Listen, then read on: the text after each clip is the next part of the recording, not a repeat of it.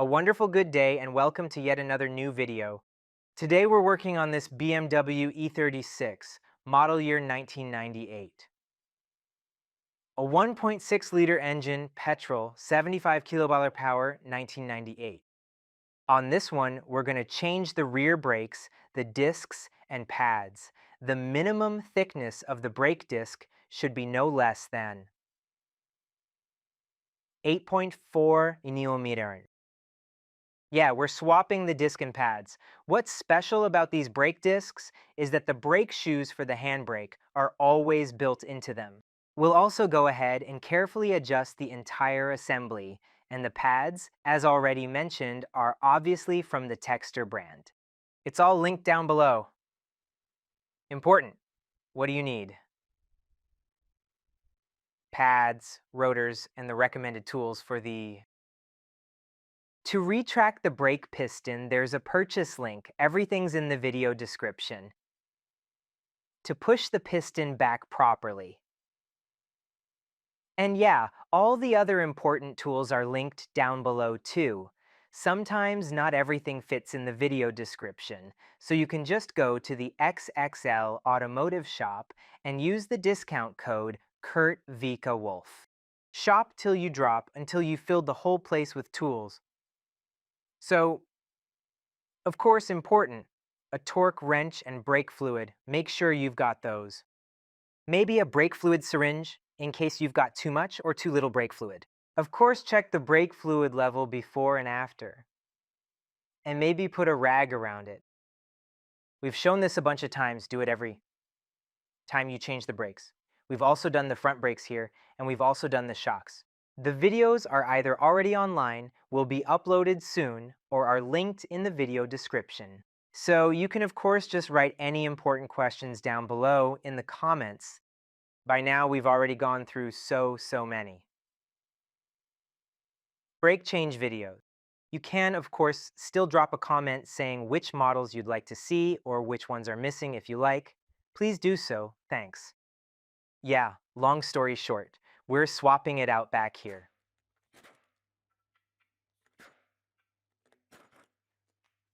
Very important. First thing, once we've got the tire off, unscrew the bolt. With a punch, give this a good whack.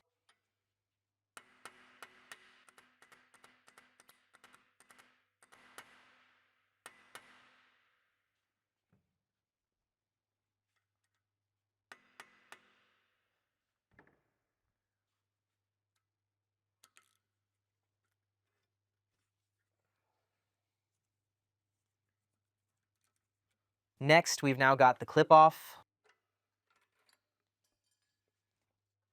The wear indicator. We'll try to get it out intact. It doesn't have to be replaced right now, but it's definitely recommended. The two caps back here that we'll remove, and with a 7mm Allen key we can then proceed to carefully and slowly unscrew the guide pins. This is pretty hard to get out here.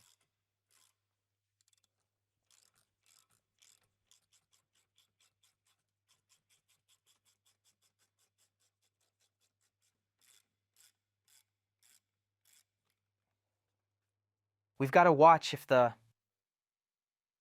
under these rubber pads rusts and keeps squeezing the whole thing tighter. We'll need to check that out later. It also has to move really smoothly indeed as well.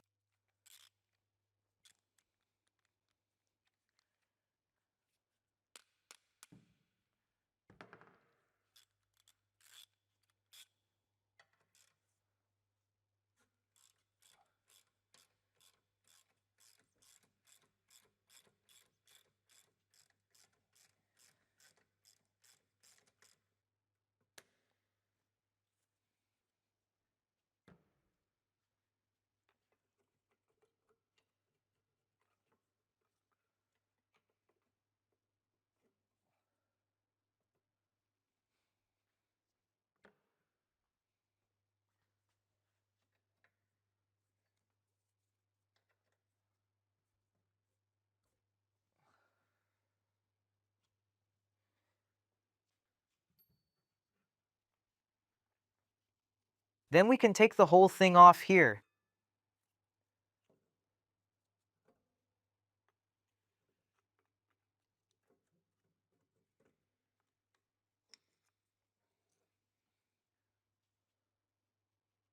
The brakes were changed recently, but the car's been sitting around for a very, very long time. So the wear pattern's messed up too. On the other side, it was really bad. Then we can use this whole thing again here.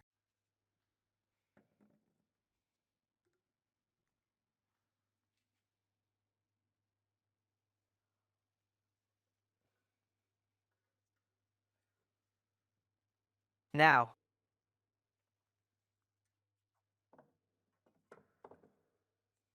we can unscrew the fork with a 16mm. Let's give it a try.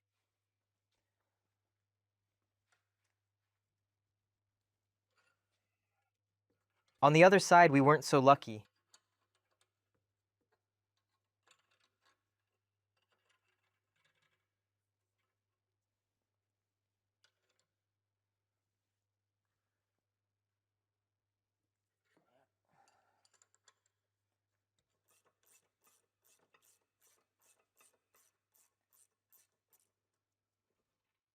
Sometimes you're just unlucky.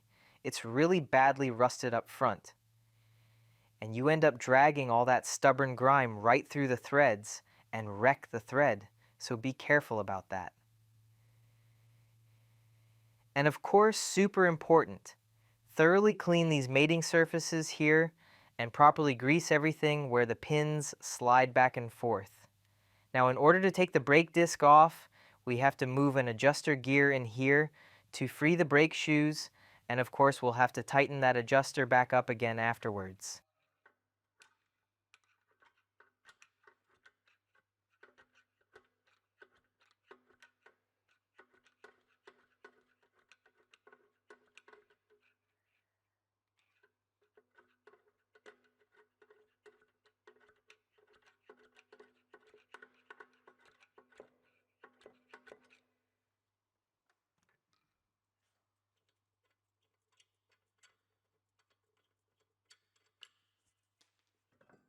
This is what the whole thing looks like. Here you can see the adjuster gear, right through here, and then you basically, in this case, move the gear up. Afterward, we need to tension the whole thing again. Put the washer back on and then readjust everything. I'll show you that too. Here we of course check the brake shoes are okay. That part also has to be nice and free moving. You can also grease it.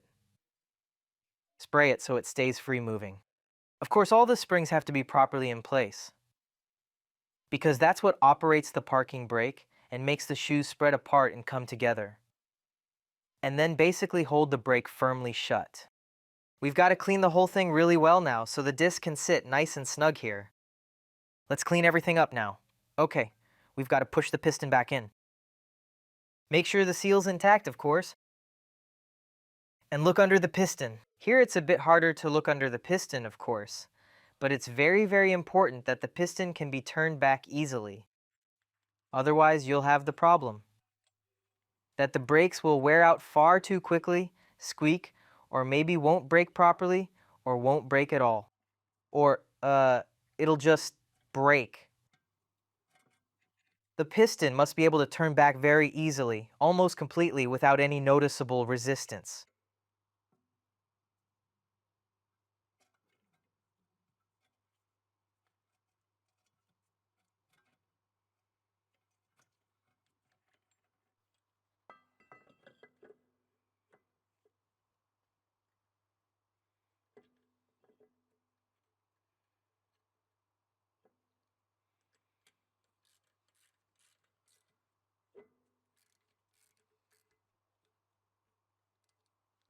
The screw doesn't get much torque because it's mainly held firmly and securely in place by the wheel bolts themselves.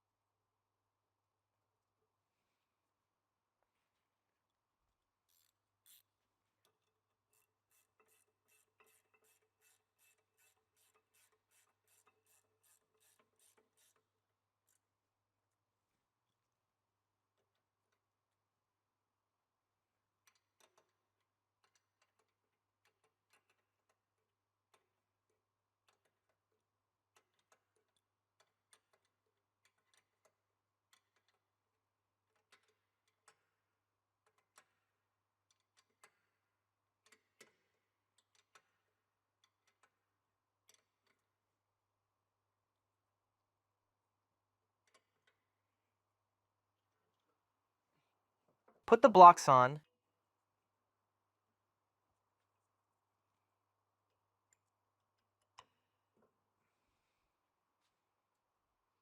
And of course, grease the whole thing.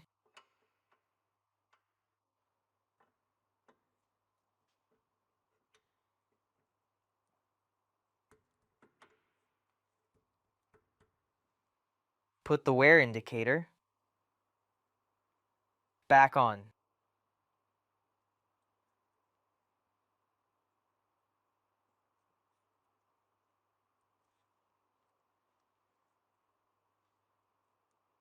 Then, of course, go ahead and clean and grease the guide pins properly.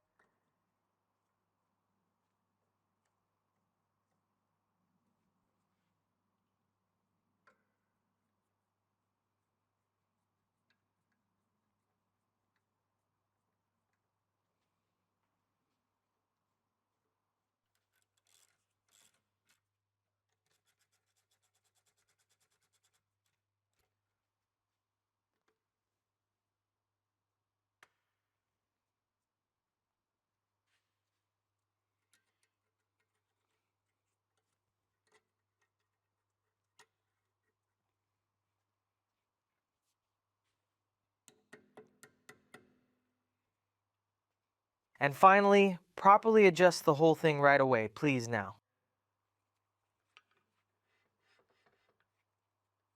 We'll now tighten the brakes completely. Completely tight. Turn the sprocket pretty much all the way to the stop. Now we need to go this way.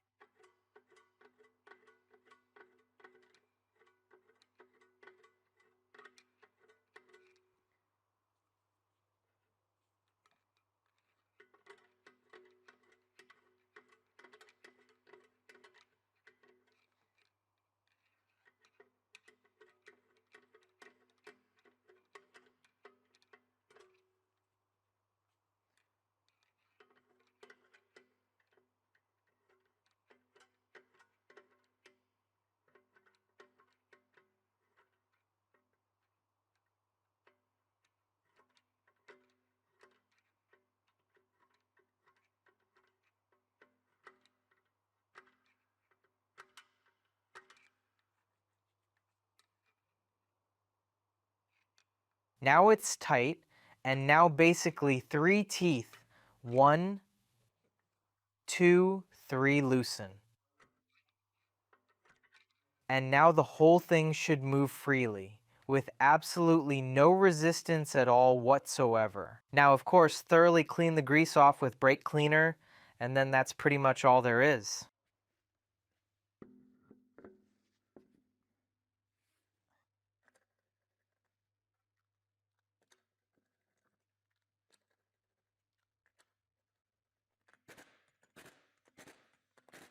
Yeah, guys, and that's basically what it looks like when you swap the brakes. Everything important's been said. All key buy links in the description below. Tools, too, of course. And otherwise, of course, afterwards properly re-torque the wheels, pump the brake a few times, and check the brake fluid. If you enjoyed the video, please do leave a thumbs up and subscribe. See you next time soon. Bye.